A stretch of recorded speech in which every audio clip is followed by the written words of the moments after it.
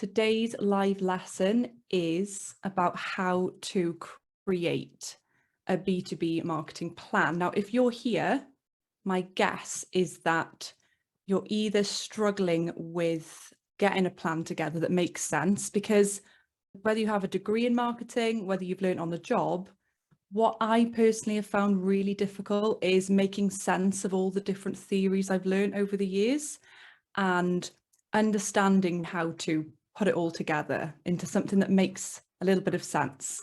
If you're a very experienced marketer, then this is going to be reminding you of all the basics. What I really aim to do with my sessions is to take the complexity out of marketing, because I think we get way too overwhelmed with just ridiculous volumes of, here's the latest trend, this doesn't work anymore, this is the best way for you to do your marketing, this is dead, this is the new way. And I'm here to tell you that the fundamentals don't ever change. My aim is to help you be a happy marketer, a marketer who is feeling like they're fulfilled in their role, they know what's going on, they've got a clear plan, and they're not overwhelmed. Usually that overwhelm stems from a place of what I'm asked to do by the directors in the company is really unrealistic. I'm not given the resources that I need. They're not helping me with what I should be doing and where I should be focusing. I'm a junior to mid-level marketer. I've not done this before, or if I did, I had the help and support previously. So if you're in the position where you don't necessarily have the support of a head of marketing or a CMO, marketing director to tell you exactly how to create a marketing strategy, I'm here to help. Today, we're looking at how to create a marketing plan. There's another session on December 7th, which is the next in this 3-part live series. We're going to look in more detail at how to set marketing objectives. On January 11th, we're going to look at how to define your messaging, and we're going to take a really close look at brand positioning as well. In terms of the format for your marketing plan, what we want to be thinking about is what are the different documents that you're going to want. Overall, we do want to be creating a marketing plan document. This is the central plan. This is often a Word document or whatever you use in the place of Word. So an actual document that you can PDF, that's for your reference, that you can keep looking back at. And obviously we're going to cover what goes into that. We're also going to want to create 2, at a minimum, marketing presentations. You're going to want to produce a presentation for the marketing team. That's going to be your first one, covering at a top level. Here's an overview of the strategy and the plan. Here's what we're actually going to do, and here's your role within that, so that you as a marketing team have got quite a detailed plan. You're also going to want a marketing plan presentation. So whether you do this in PowerPoint, I personally use Canva. Canva's templates are really good. The other presentation is going to be for presenting to your directors. They're going to need more of an executive summary presentation. They don't need to know the detail that us marketers need to know. We need to be talking in their language. We need to be starting with, look, here's what the business needs to achieve. Here is what marketing is going to be focusing on, and here's how we're going to measure success. And that's really what we want to be doing for those guys, because this void that we tend to feel between the board and us marketers is when we start to talk to them about things that they deem to be fluffy. But actually, when you think about giving them what they need to know in the business language, then we're going to be providing them with what they actually need. These are all the documents that you're going to need in your marketing plan pack. You're going to need a budget planner. I use Excel for this, but you could use any number of tools. I will be providing templates for that within the freebie pack at the end of the 3-part series.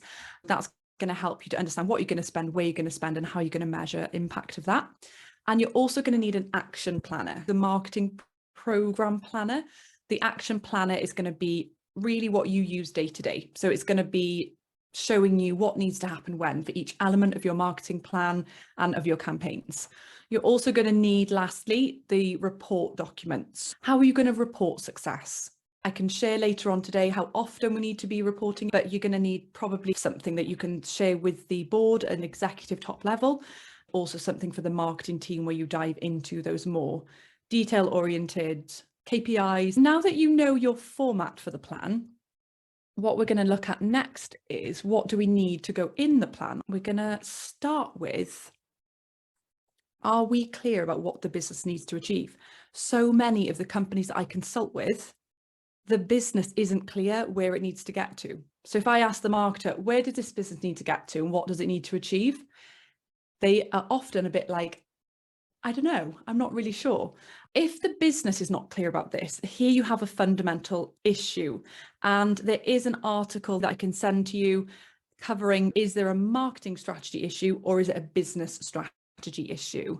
And a lot of the times companies are not certain about what they need to be doing as a company, in which case marketing haven't got a chance. Marketers can help steer that and help inform that. So if you're not sure what the business needs to achieve, start by asking.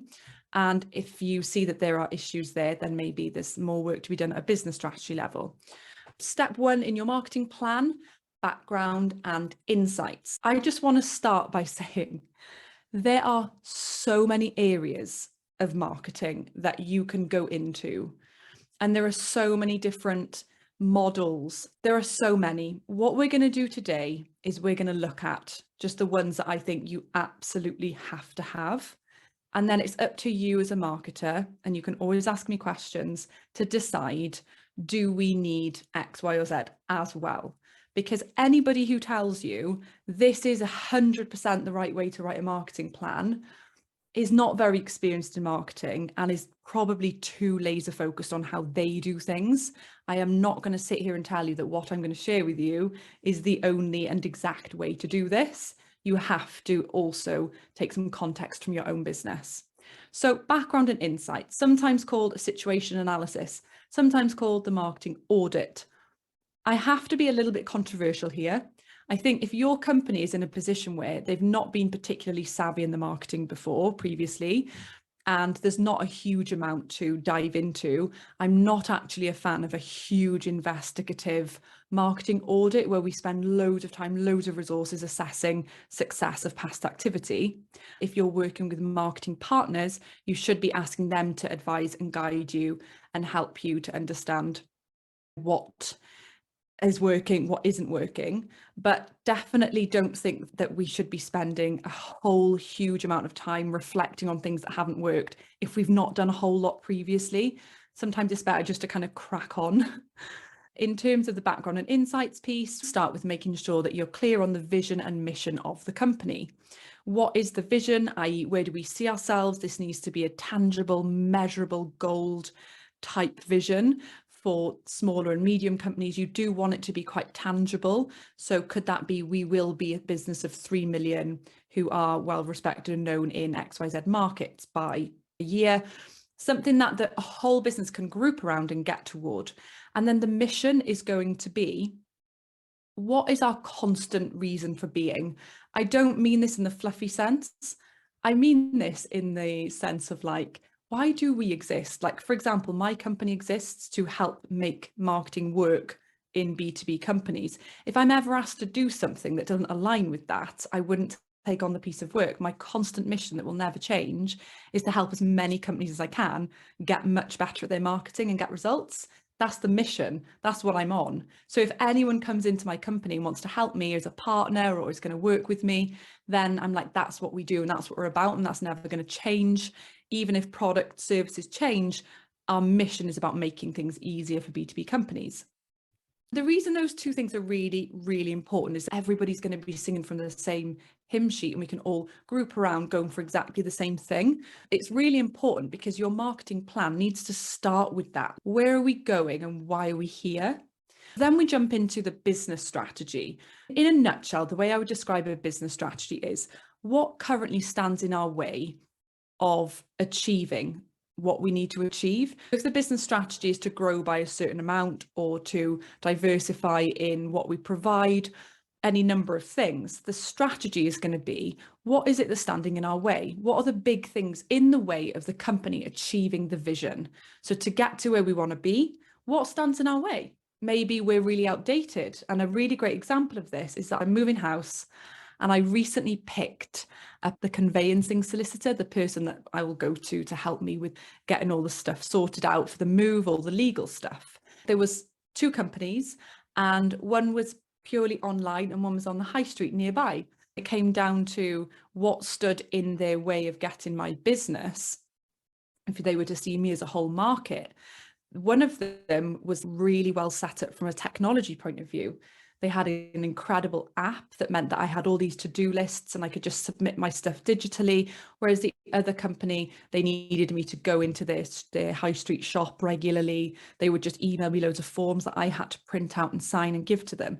So in that example, if that company had done insight into why customers weren't choosing them, they might have found out that, oh, actually, they really don't enjoy how manual our processes are. So what stands in our way of achieving our vision as being the most respected in our area could be that we're not using technology well enough and we're not advanced in line with how our customers want to use us. So one of our business strategies is going to be that we need to modernize our systems and processes.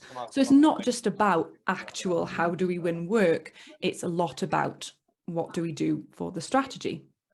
Now, what we then want to look at and outline clearly is targets for the company and sales strategy. Now, if you're a B2B marketer and you've got a small team, or you're a one-person marketing team, which is notoriously challenging, we do need to get back down to earth and make sure that we're super clear about the sales strategy and that we know that we're really confident with who the salespeople are, what they need to achieve, and really document that in this background section of our plan. So quite simply, what's the sales strategy? What are the targets? Let's say we need to close £3.2 million this year. That looks like we need 80 appointments with incredible key accounts because we'll then win 30 and our average order value is X, Y, or Z. And just really having these important metrics. So whatever's important to your business, you can find this out by talking to your sales directors, by talking to your managing directors. What is our average order value? If it's difficult for you to know that, if it's like, oh, but we've got loads of different types of clients, you can band your clients into like gold clients, silver clients, bronze clients. Average annual spend is 30,000. Average annual spend is 100,000. Average annual spend is 150,000. So the sales strategy is we want to be winning 50 gold clients, 20 silver and 10 bronze, whatever you want to do. You can really think about it like that. But what's important is having that at the start as background for your plan so that you understand what the sales strategy is going to be and the targets attached to those. Now we're going to dive into what's included in a marketing audit in a second, and also how to set a budget. So you can actually grab a calculator now and you can pretty much work out your marketing budget while we're here. So brand positioning and client insights also need to be in this section as well. If there's one thing that you're going to do of anything else, I would say talk to your target clients, because as marketers, we can be really guilty of making assumptions about what our clients care about. And because a lot of the time salespeople have got a little bit of an attitude with us, we can quite quickly write them off in terms of their suggestions and things. But I'm always a fan of listening to them, finding out what they mean behind what can sometimes seem like an attack. Client insights really help us to get closer to understanding, like even just keeping it super basic. How do you buy things? What do you like about us? What could we be doing better? What frustrates you about our market in general, so that you can know what they like, what they don't like, areas to improve. You can feed that back to your key account departments, just really keeping it basic and gathering insights that are going to help you in your customer and sales lead buyer journeys. In terms of your audit, remember, we're still in step 1 out of 4 of our marketing plan. We're doing the background. We've got all the vision, mission, business strategy, sales targets. In the audit, first of all, an activity review. So what have we been doing to date? What has worked? What has not worked? If we've invested in channels such as online advertising, what have been the results at a top level? I've had one-to-ones with marketers in the past where when I've asked them the performance of channels, they've sent me a huge Excel spreadsheet of individual campaign metrics. We really want to be able to bring those into a top level reporting dashboard. For example, over a 6-month period, 20,000 in Google ads was spent, and here is the results in terms of number of leads, conversions, what we think were the reasons that we didn't convert as highly as we wanted. Was it an issue with the landing page? We're not just presenting results, we're assessing and analysing. We're talking about what happened, what worked, what didn't across all the things we've done in our marketing. We also want to start developing our ideal client personas. We want to be understanding our customers in order to create our ideal client personas. So not just who are we targeting and who could we sell to, but who is the most great fit for our company. I was recently working with a business who had a couple of ideal client personas in their mindset, but once we did the insight work, we found out that one group of them really did love them as a company and what they sold and what they did, but who they wanted that business to become was not in line with the vision of the business. It's also good to really reflect on what your company wants in terms of what type of clients are less of a pain in the bum, like which ones pay well, which ones make the process smooth, which ones understand how to brief your teams, which ones complain less. Like I said earlier with the estate agent example, if a company is going to refuse to modernize and they want to stay manual, like these estate agents who refuse to go online and have an app and email me updates, maybe they're like, well, our current ideal client is, you know, slightly older generation of people moving because we don't want to modernize to meet the younger markets. It's really understanding, in line with your business strategy, who do you want to work with? Ideal client personas, we will cover more in the session on January 11th, where we talk about brand positioning, understanding how to create messaging. You're also going to want your pricing strategy. So what are you going to do with pricing? Do you want to have retainers with clients? Do you want to have subscriptions? Could you overhaul how you work? For example, I've worked with a company before where they decided to monetize their sales strategy by bringing in a consulting service. They looked into their resources and why we're spending so much time with the business development, and found that actually all of the sessions and meetings that their consultants were having with potential clients could be monetized, because the clients were sometimes going away going, oh, that's brilliant, I've got everything I need now and I don't actually need anything from you. So they decided to monetize the actual sessions as one-off sessions, rather than that just being free advice during the sales process. You really want to be looking at understanding how competitors price themselves. Are we in a price sensitive market? There's so many models you can do with pricing, but even if it's as basic as just breaking down, here's how we price for jobs. Are we premium priced? You can go into as much or as little detail as you need to, but I would just say having a section on that is really valuable. Competitors, we really want to be looking at who are our competitors, how are they positioning themselves? Are they aggressive in their marketing? Which ones are coming up against us frequently? So if you're in a market where you have loads of competitors, are there some that keep coming up all the time? Now, there's a lot of marketers who say, oh, ignore the competition. I'm not saying become obsessed with them. We do need to have a bit of an understanding of the type of activities. Are they savvy? What are they up to? We then want to conduct a marketing SWOT analysis. I will include a template in the pack after the 3-part series too, and a business PESTEL analysis. So PEST is looking at the factors that impact the business on a wider scale. So political, economic, sociological, and technological advances. Really understanding what things are going to impact our business. And again, I keep talking about this estate agent, but end people buying houses now want to have an easier way to do that. So by them not doing a business PEST analysis to understand the macro external factors of the business environment, they're not aware of that. So I really like to bring these models down to earth. Like a SWOT analysis looks at the strengths and weaknesses of our brand, of our marketing, of our business. What are we good at? What are we weak at? So that we know what to be our front foot and what not to be our front foot. What opportunities exist out there? So this is external to us. What things are we not harnessing? Like maybe we've got a really big competitor who are not delivering a very good service, and we can really go after their clients because we're really great at that element of service, and we can do a campaign that highlights frustrations they may be feeling, and we can bring them over to us. That could be a low-hanging fruit opportunity, or there could be a service that we've been asked about loads of times that we haven't actually gone into just yet, and that's an opportunity for us. We need them to be really down to earth. Threats could be, okay, you're a design company and Canva is on the rise, or you're an estate agent and online estate agents are way cheaper and way more easy for customers to use. So threat of new entrants. So all these big fancy words that sound a bit freaky, actually when we get down to it, can be really simple.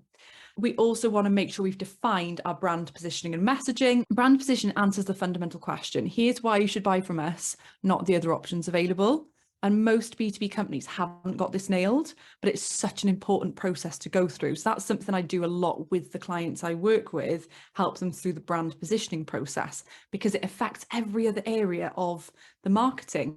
If you're not able to articulate, here's why to come over here, not over there, how are you going to really set yourself apart, and how are you going to have compelling messaging to bring people to work with you? So that's step one. That's your background piece. Now we're going to set a marketing budget. There's a whole article on my website, tambinimarketing.co.uk, or on my LinkedIn if you prefer.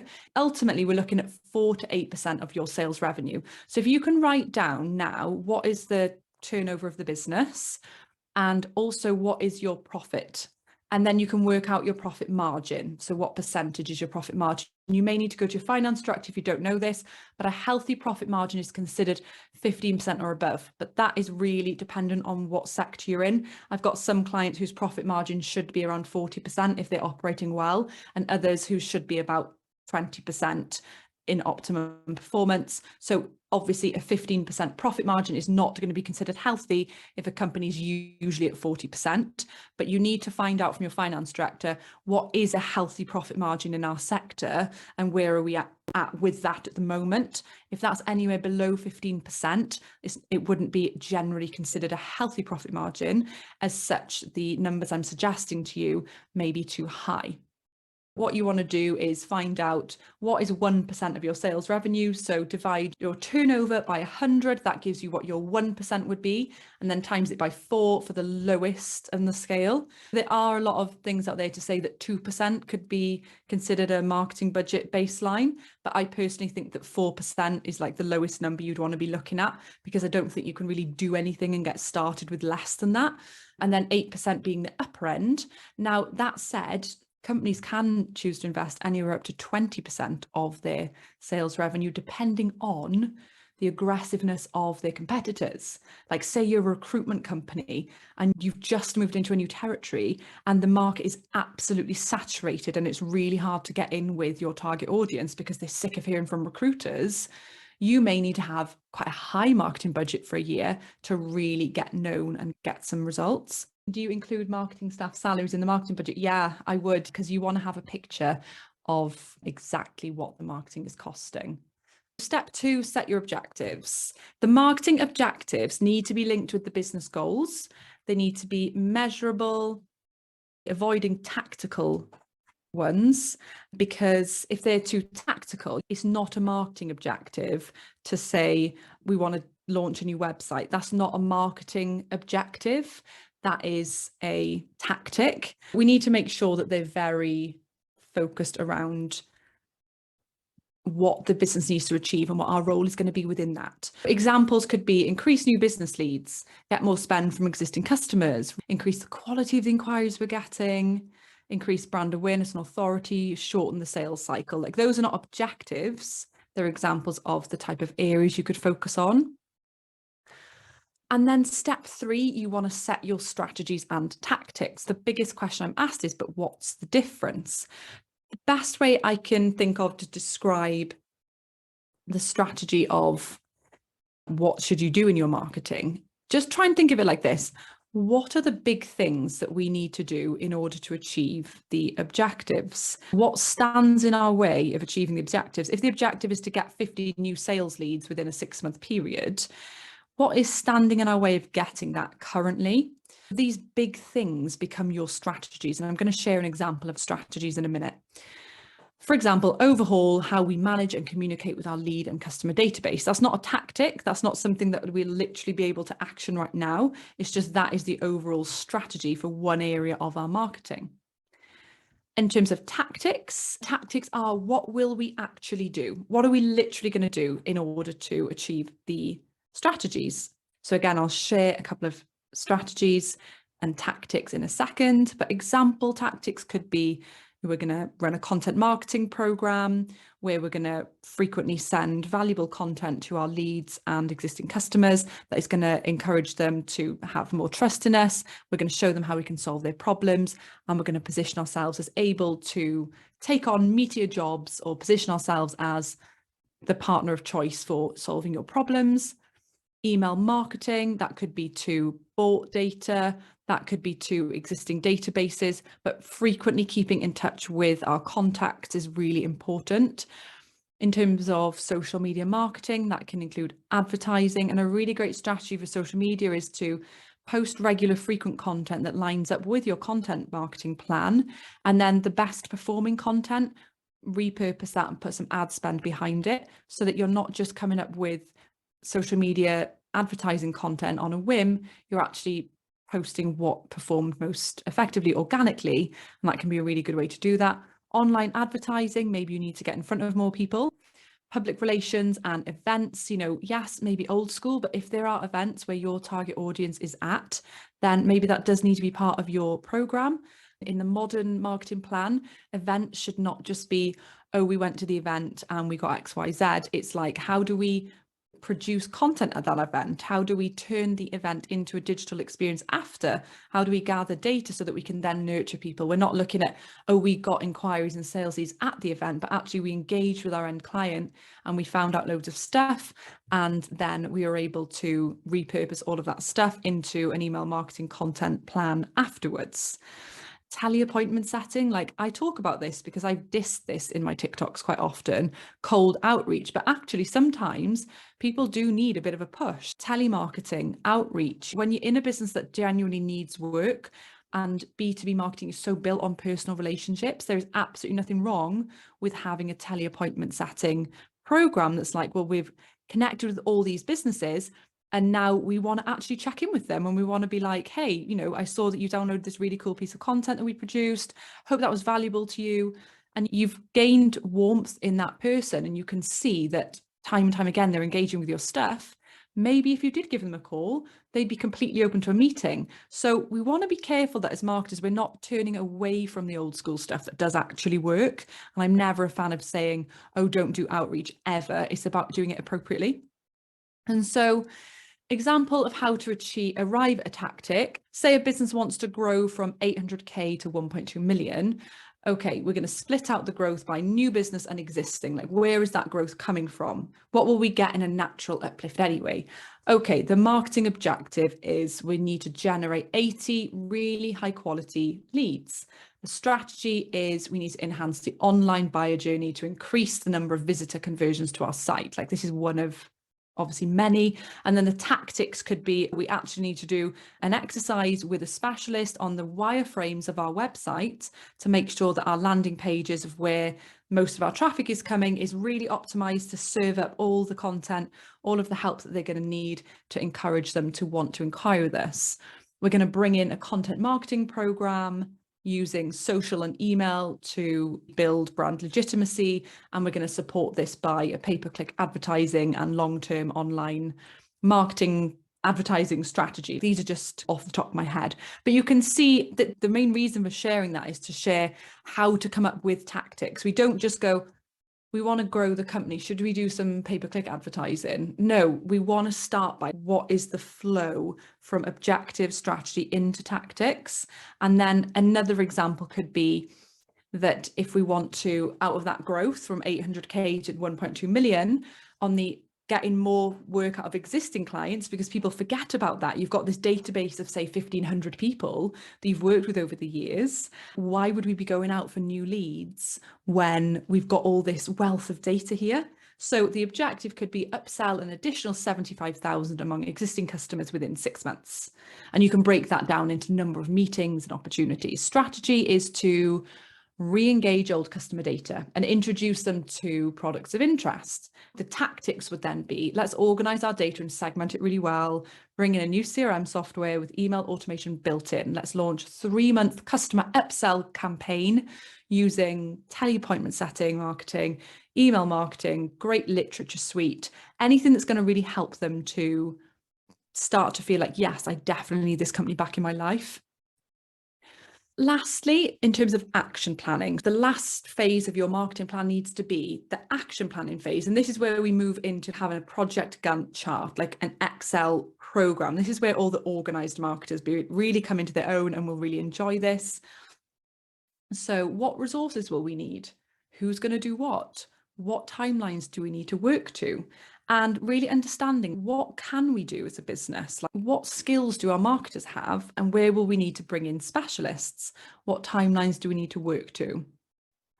Measurement and control. So we need some KPIs that are going to link with the objectives. For every marketing technique we have, what are going to be the KPIs? Like, how will we know we're on track? If we know that for every 100 people who come to our landing page, we should be getting, I don't know, 4 or 5 inquiries or more, whatever that should be, whatever it's meant to be, you can check in with, well, how many visitors are we getting? If our inquiries are low, is it down to that? KPIs that help you understand if you're on track.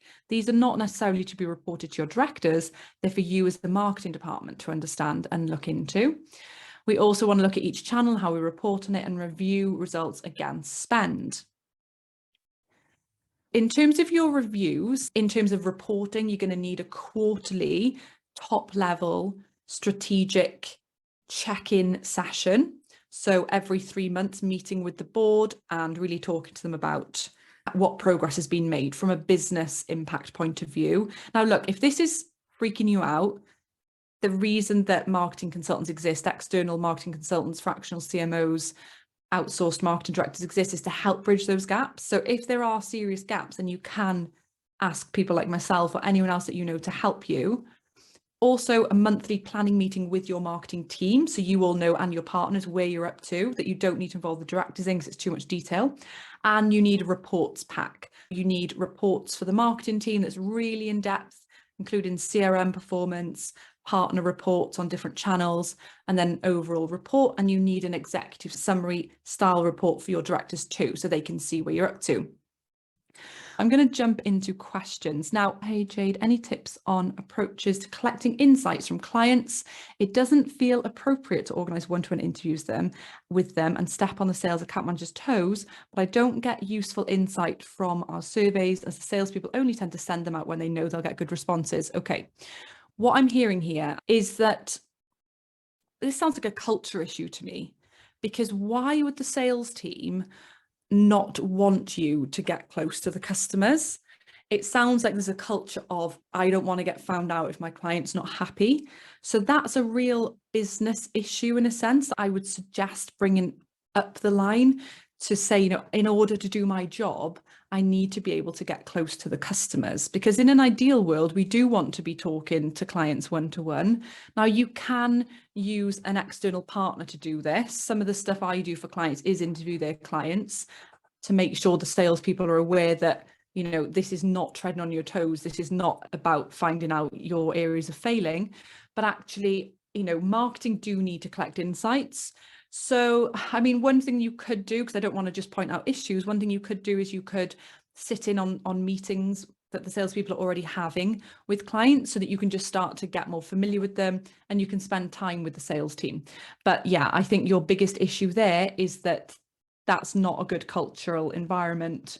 The issue is bigger here than that. You know, if there is someone in the business blocking you from getting close to customers, you can't do your job. So that has to change. So Nicola, hi Nicola, it's so good to see you. How do you find the time to do all this? Would you just clear your calendar and focus on it exclusively, or try to devote some time each day, week, and plan alongside? So I personally would make this the initial piece is going to be one large strategic exercise to which I would be giving a nice chunk of my time to, because really, once you've created this overall marketing plan, all you're going to be doing each year is updating it and reflecting on it. Depending on when your financial year starts, you could make an aim. Say your next financial year starts on the 1st of April. I would suggest having it so that you're ready to launch the new marketing plan on the 1st of April, and spend a fair proportion of December, January and February working on the marketing plan. You could do something like, I'm assigning a day and a half a week to work on my marketing strategy. And, you know, just on the point that people have about, oh, when am I going to get time to do this? It's like that signals to me a tactics focused business where they're using the marketing department as a, oh, do this, do this, do this, why would they not see you creating the marketing strategy that is going to get long-term sustainable results for the business as really important work? If you face any pressure on that, if you're a strategic marketer, a high percentage of your job should be being strategic.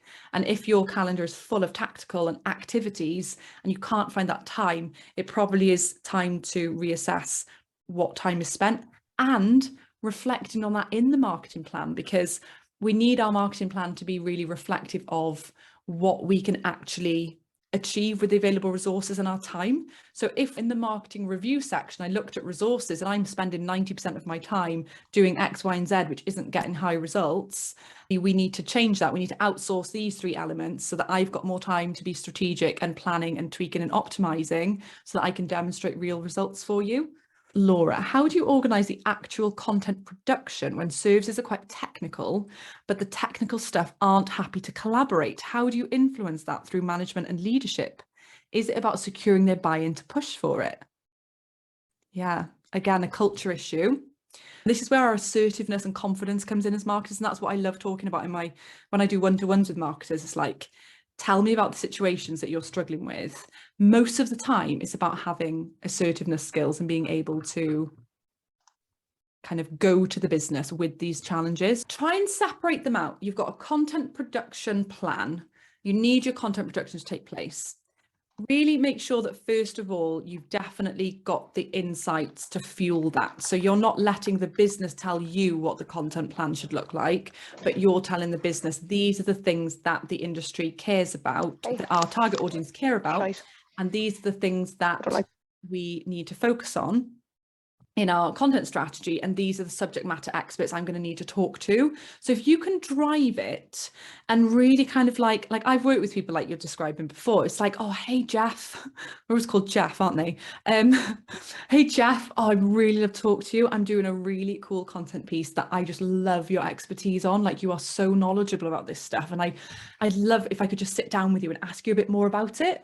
So you kind of like, you're not asking them to do anything. And seriously, if you're also in a situation where the company is writing content itself, i.e. I see this all the time with small B2Bs. Oh yeah, we write the blogs ourselves, our subject matter expert, he writes that one, then he sends it to the marketer and then she edits it. And then our CEO, she signs it off. Like, that just doesn't work. So you do need to have really great partners, content production partners, whether that be video, whether that be animation, whether that be written, so that you're interviewing or they are interviewing the subject matter expert to get what they need. So all you're really asking is, I just need to get your expertise. And honestly, if they're like, no, I'm not giving you that, I really don't know what to say. Like, that's unbelievable to me, although I know that does happen. So Jessie, I am a one-person marketing team in a tech sales company. Oh, it's so hard, isn't it?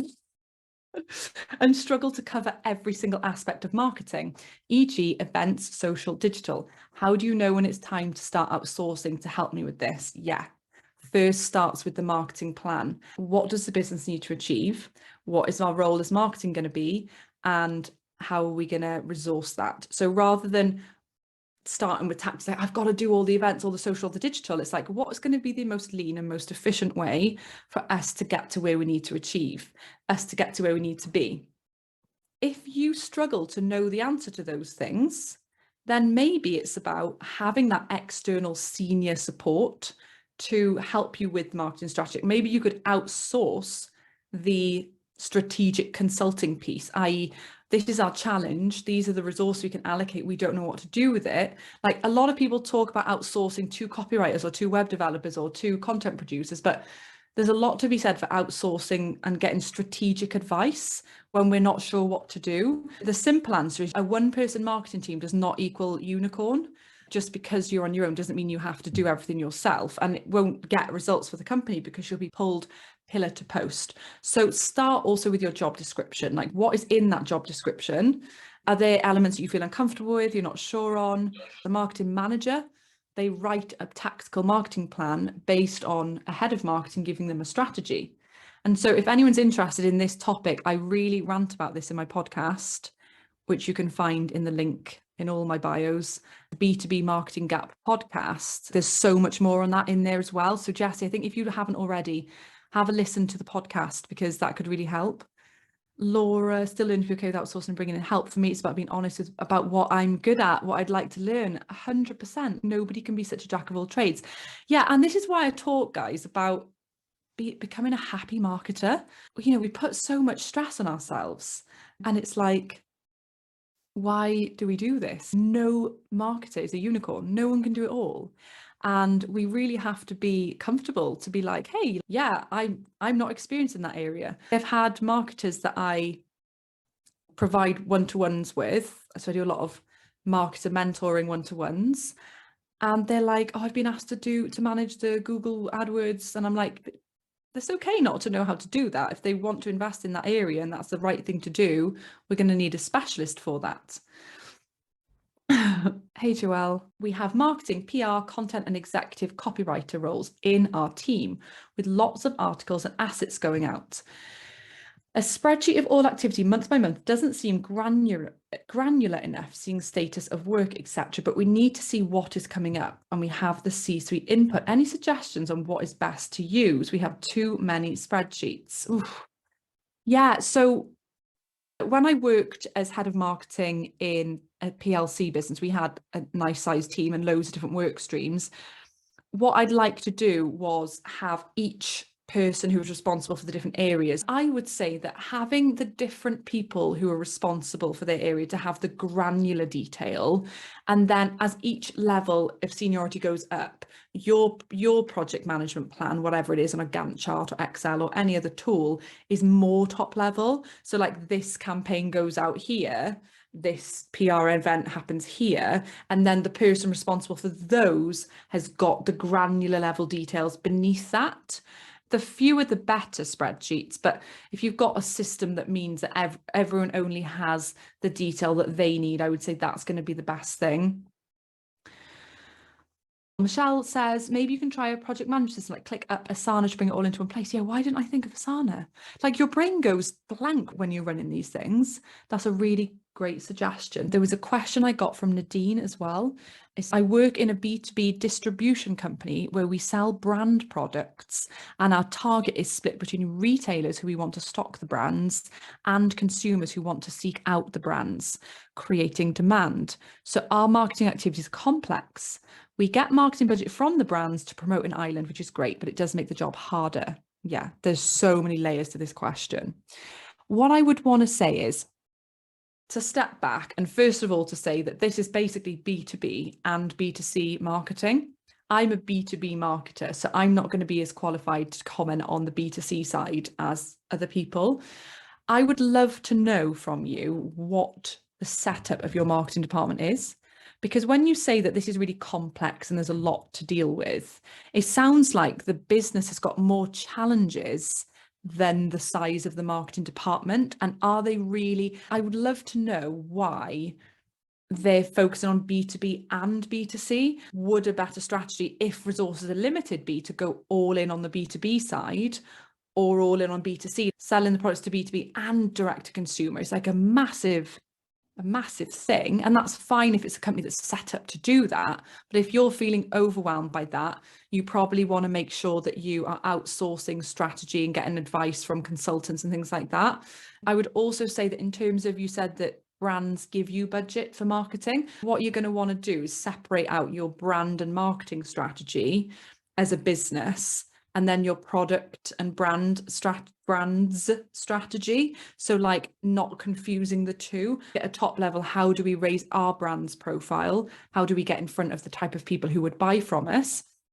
And then how do we, underneath that, what is our blueprint for if we have a brand who's given us some budget to actually promote their product, whether that be an advertising plan. So when they give us the budget, this is how we're going to market your products. It is quite a big ask. And I would love to know if you can follow up with me. What are you? Are you a B2B marketer? Are you a B2C marketer? Are you being expected to be both? Are you feeling like you're drowning at the moment? Because that, for me, that challenge, just from the way you're wording it, suggests to me that you are kind of struggling with this. I would say really reflect on that business strategy. Why are we doing both those things if it's complex and challenging, and working from there. Joelle, you did actually have more questions. How to create a messaging framework for a global marketing team to abide by? Who does it involve? How do you go about creating it? So definitely sign up for the messaging and customer insight webinar that's coming up, because I think brand positioning is going to be the missing piece here. I've helped dozens of businesses with brand positioning, and it's something that I kind of specialize in. It's really about, at a top level, what is our brand narrative? So here is why our business is the business of choice for the target customer at a top level. And here's how we are better placed to solve your problems than the other options available. And then from that, based on different audiences, you can create a messaging hierarchy. Now, this does need to be done with a specialist. I've only ever found one company that I am really comfortable doing this with and really gets this. I'm sure there's others out there, but I would certainly steer away from using a design or a creative studio to do this, because they'll typically take you down the line of like brand values and just coming up with messaging based on what you tell them. The brand positioning process is in 3 parts. So we take client insights, like why do you choose us? What makes us better than the competition? What frustrations do you face in your job? What difficulties do you face? What frustrations do you have with our market in general? And really trying to find out what it is about our business that's really good, that people love about us. Then we want to assess the competitors' positioning and messaging and look at, and this is a really like structured process. So we look at the messaging and their positioning. Where are they positioning themselves? What are their weaknesses? What are their strengths? And then also, where do we want to be as a business? And when we look at those 3 things together, we find what's called the brand sweet spot, and we craft that into a brand positioning statement, and then a brand narrative, which is essentially 3 paragraphs of a top level in external messaging language. Here's who we are, why you'd work with us, here's the proof points, here's the problems you might be facing. And then again, like I said, you have that messaging framework underneath that that's born from that. So then you can use that to brief your different departments on, like, this is the top level brand narrative, but here's how that message applies to your niche or your sector or your part of the business. Then, like you said about how can we then ensure that our messaging is consistent across marketing PR, you can build your content plan around that, because that highlights what makes you really great at what you do, really different to your competitors in process and approach, and that can inform every area. And so most of the B2B marketing companies I consult, it's usually that they don't have brand positioning, so they're unable to answer the question. Like, ask yourself now as a B2B marketer, if someone said to me, hey, quick, why should I choose you over your competitors? If you can't answer that in like 2 or 3 sentences, you need brand positioning. Every client I've done brand positioning with can literally reel that off really succinctly. The last question Joelle asked me on LinkedIn was, it's tricky to measure with so many touch points. Any thoughts on how best to measure the effectiveness of our marketing plan? We can look at contact form data in Salesforce to establish how people got to the contact page. What about dark social, or what about what's led them to the page in the first place? Yeah, that's like a really meaty question. And I feel like my brain is in like rabbit in headlights mode here. So let's break that down. Okay, marketing plan versus budget. Yeah, I think that's why the model of objectives, strategic approach, tactics, and measurement, like making peace that there will be some elements of the marketing that's not as measurable as others, but how they contribute to the overarching piece. Those marketing objectives are what are really important. Overall, we just need to achieve these 4 things in our marketing plan. And for each one of those objectives, here is the strategic approach, and here is the tactical things we will do. For each tactic, we will have KPIs that help us to understand if we're on track toward the overall objective. But what we measure and really manage is that overall objective. For example, I was consulting with a client who one of their tactical approaches to a strategic issue in line with an objective was to try out pay-per-click advertising. Now, there's a lot of talk about the role of search and Google ads at the moment, about are people reducing how they use that, and are they, you mentioned dark social, are people just asking referrals and researching for themselves? Are they not necessarily relying on those sorts of channels now? I'm sure they still are, but you know, is it a trend that's downturning? And so if So this client, they tried it out and it was like, well, if you're going to try it out, like try it out for 6 months, so you can get enough data to actually assess. And in the end, they looked into it and worked out that it wasn't performing as strongly as some others. It's really about, on a KPI basis, how are we going to measure effectiveness of this and how is it contributing to the overall objective? Being more KPI focused on individual tactics, but really understanding, is that impacting the objective measurement? So if we need to get 50 sales leads, the most basic marketing objective in the world, isn't it? I know there's a lot more to B2B marketing than just that, but like, how, if we achieve that after the 3 months, where did they come from? Like, where were they from? Okay, they all came, like 50% of them came from direct inquiry. Okay, let's be careful though. Have we got any intel from the journey they went on? Because if they had listened to our podcast on, like binge listen to our podcast for 2 weeks, is there a way that we could find that out? Because it's not a high volume of people. So maybe you get one of the marketing assistants, if it's only 50, to just do a follow-up call and be like, hey, it's so great, like, could you tell me a bit about how you found us and your journey?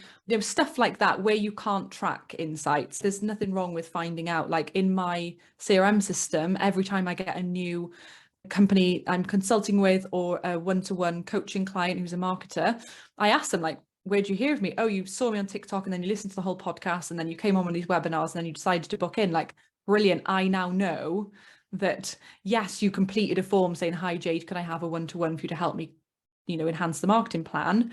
But I didn't just put website inquiry, organic search. I know that that was a TikTok. Essentially, from an attribution point of view, that was TikTok.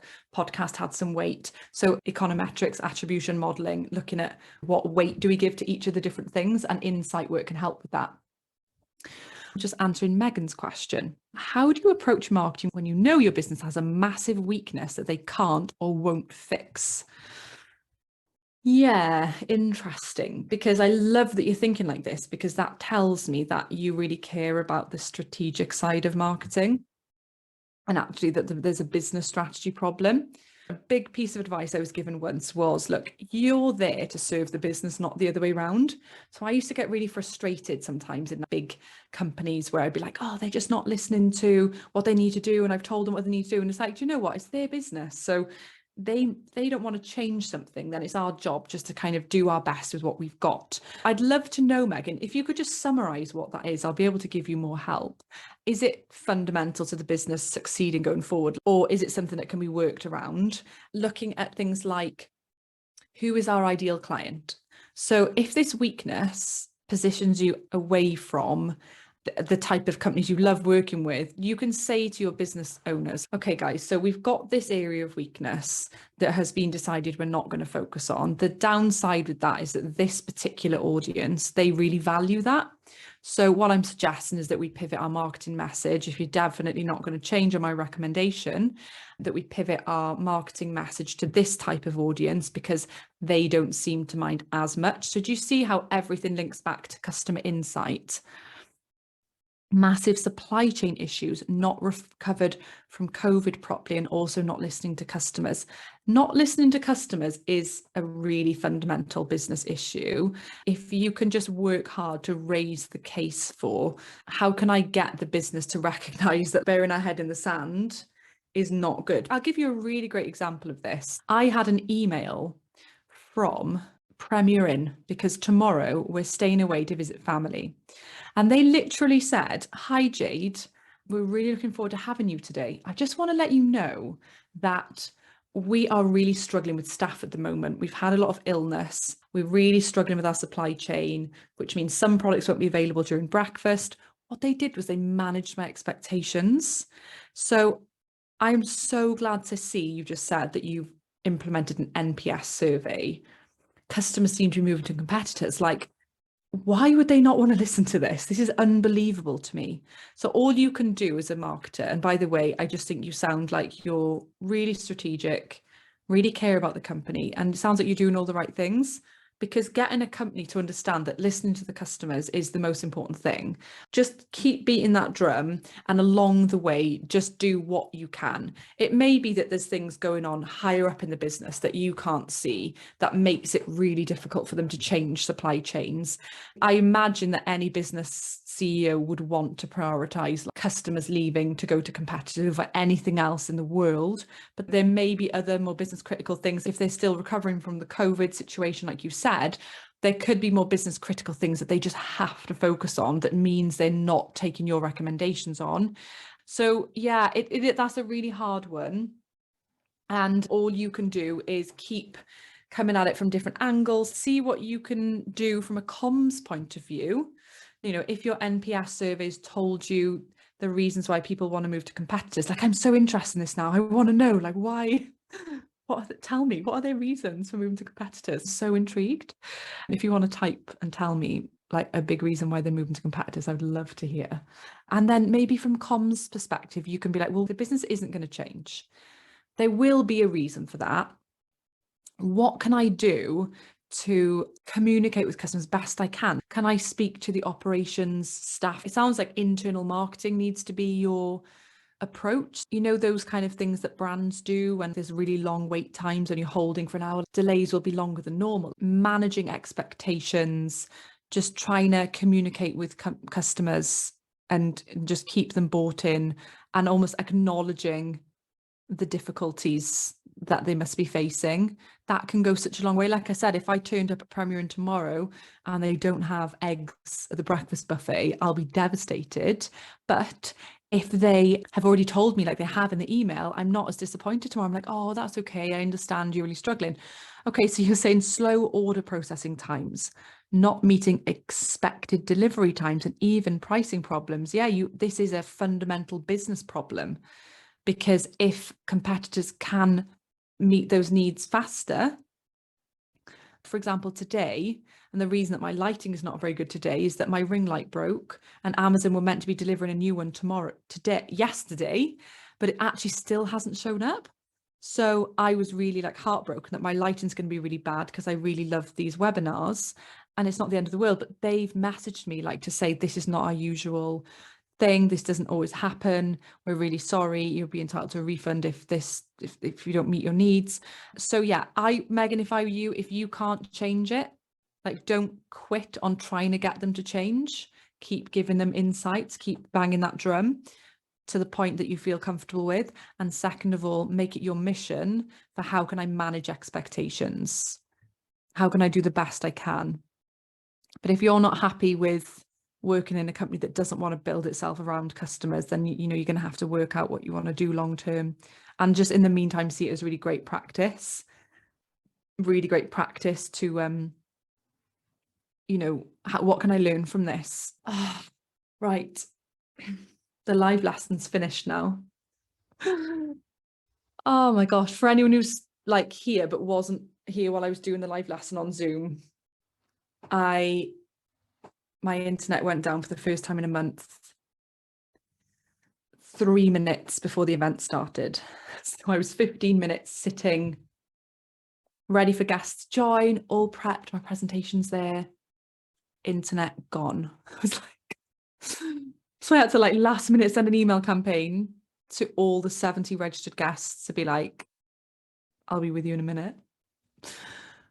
Then it turned out that during the presentation, like my husband was working in this office 20 minutes before me, and he had his laptop charger plugged in. And so when I plugged my laptop charger in, so cringe. Hey, Sophie, I'm so glad to see you here. You're one of those names that I just see all the time. And I'm like, yay, Sophie likes my TikTok. Just telling everyone about the disaster of my Zoom webinar. I think it went well and that everyone enjoyed it from the questions I got. But yeah, the internet went down.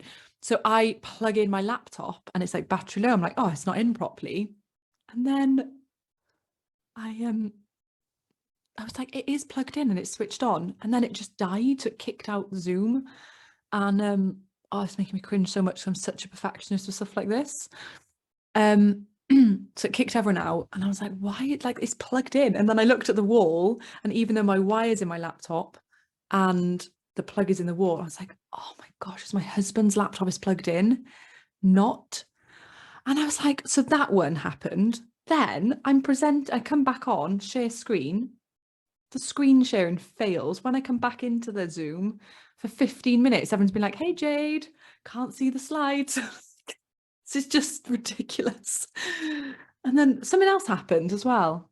What else happened? Oh, I don't know. It's just, this is what people don't see with like running live events online. Like when I'm on them, I don't really care if someone's like, hey, my tech's fallen down for a sec, I'll be right with you. But when you're the one where the tech is failing, you just you just can't believe it. It's just so stressy.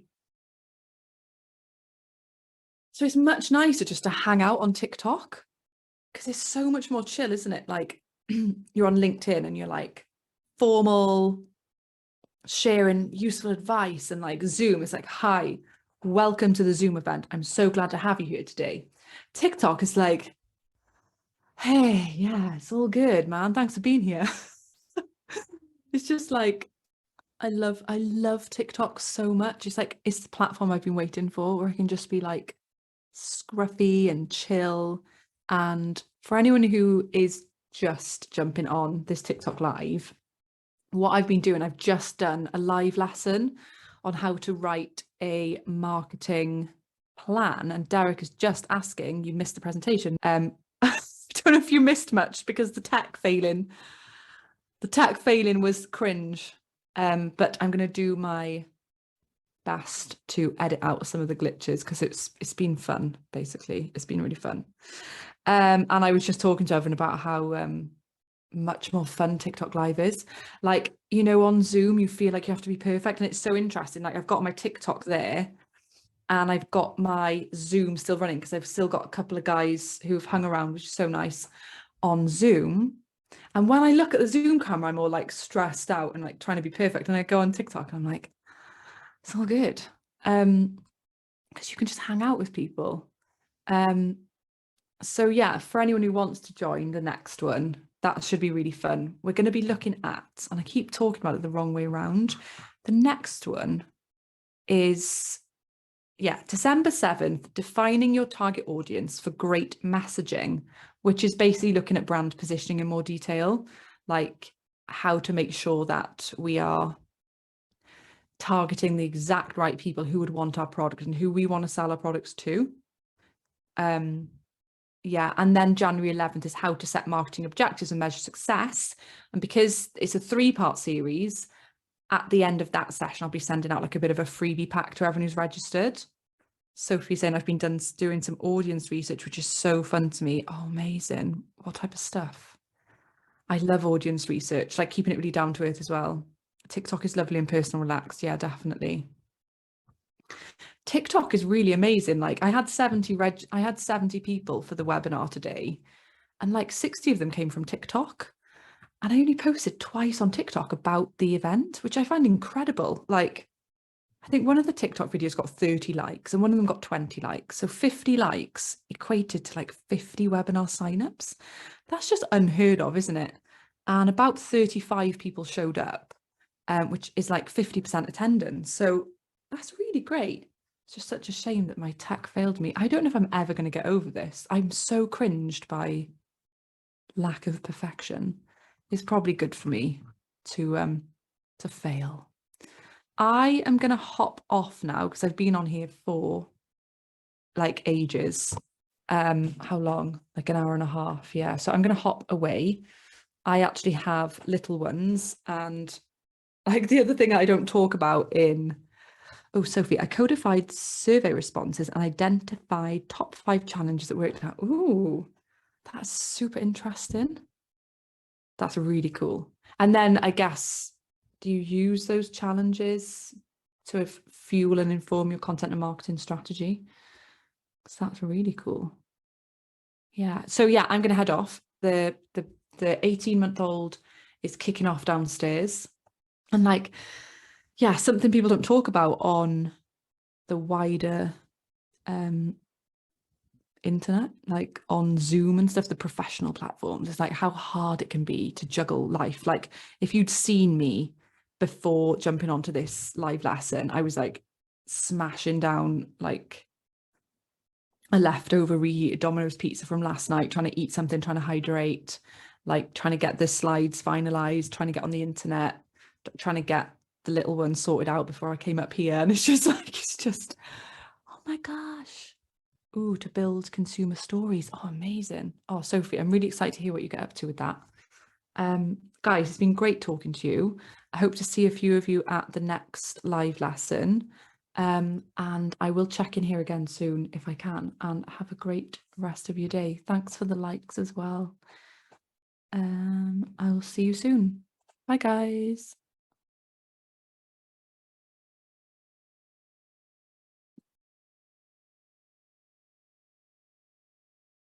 Why is it not ending?